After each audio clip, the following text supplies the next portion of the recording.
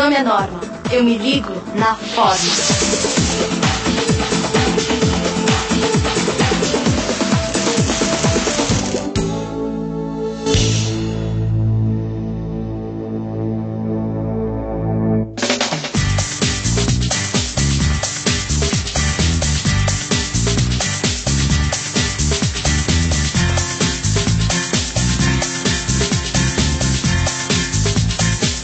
Quando eu disse que me ligo na forma, você deve ter pensado que eu só penso em me manter em forma.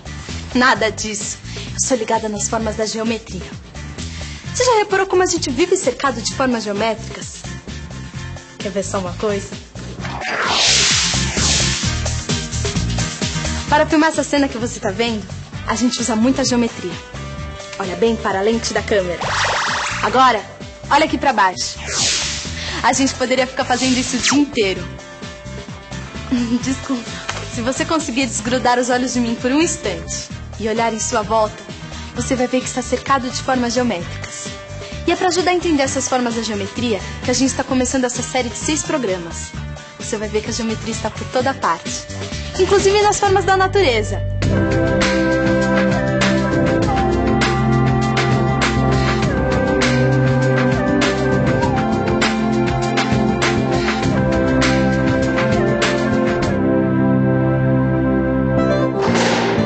Os gregos antigos também se ligavam em geometria. Uns caras que viveram na Grécia, séculos antes de Cristo, descobriram coisas incríveis. Esse cara aí, por exemplo, o Platão. A ideia de Platão era mais ou menos essa. Há 2 tipos de triângulos elementares. Um triângulo de ângulo reto e 2 ângulos de 45. E um triângulo de ângulo reto, um de 30 e um de 60 graus.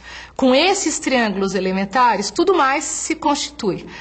Esses triângulos formam os poliedros, os 4 primeiros poliedros regulares, que podem se transformar um nos outros.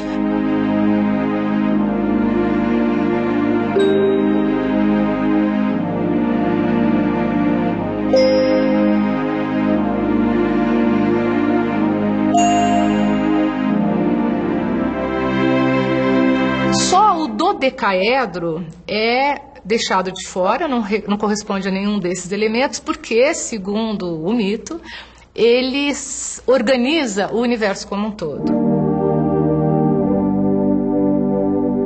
O termo poliedro vem de raízes gregas. Hedra significa assento, banco, e, de certo modo, o lado em que um sólido se apoia.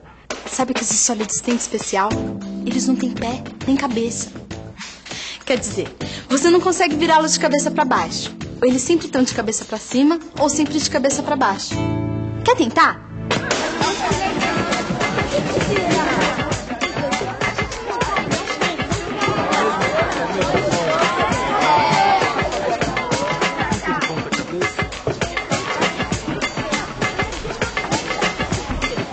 Viu? Esses sólidos são iguais em qualquer posição, porque eles têm todas as faces exatamente iguais. Inclusive esse daqui, olha, que tem um nome bem esquisito. Icosaedro. Ele tem 20 faces iguaizinhas.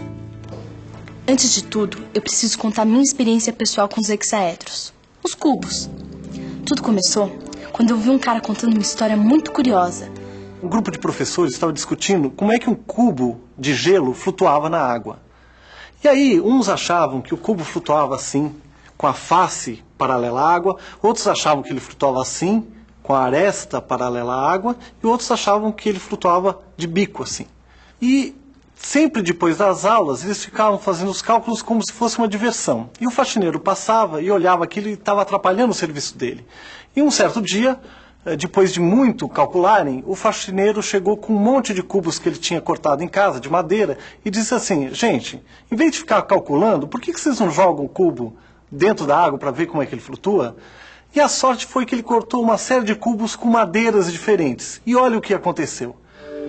Ele jogou um cubo que era bem pesado, depois um outro assim, um outro assim, e outro que era mais levinho assim. E aí o que aconteceu? Eles viram que os cubos flutuavam de maneiras diferentes. por causa do peso deles. Conforme o peso, varia a posição de flutuação do cubo. Conforme a densidade desse cubo, ele vai ter uma posição diferenciada.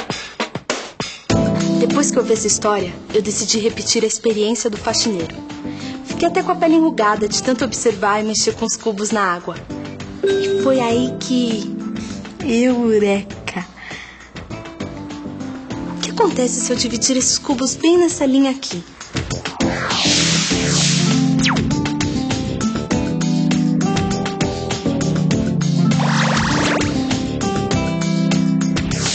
Até aquele momento, tudo estava indo como eu imaginava. Mas com o cubo nessa posição estranha, eu não tinha ideia do que poderia acontecer. E só tinha um jeito de descobrir. Uau! Como é que eu podia imaginar que dentro de um cubo pudesse existir um hexágono regular? Não é o máximo? Por causa disso, eu fiquei louca para dividir os cubos de qualquer jeito. É claro que não ia adiantar nada eu dividir os cubos de qualquer jeito. Eu precisava de um método, de um sistema. Por exemplo, pegando por um vértice.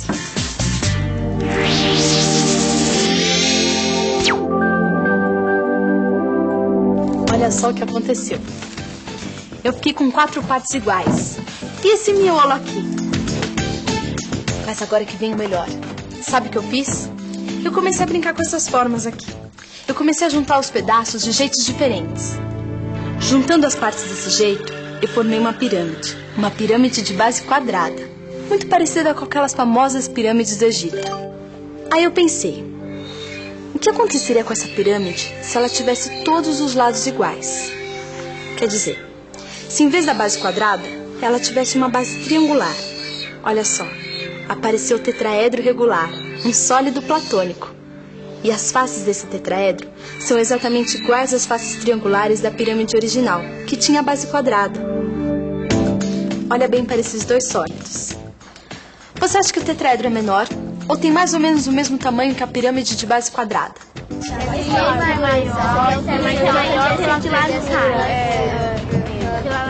Lembra que esse tetraedro aqui foi montado a partir do cubo?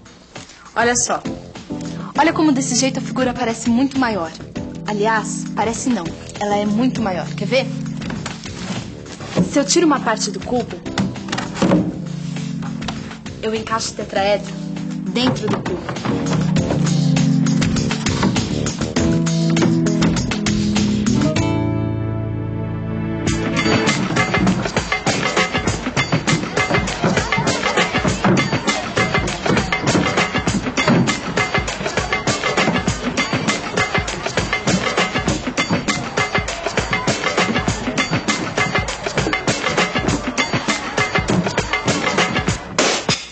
Falei que geometria é o máximo?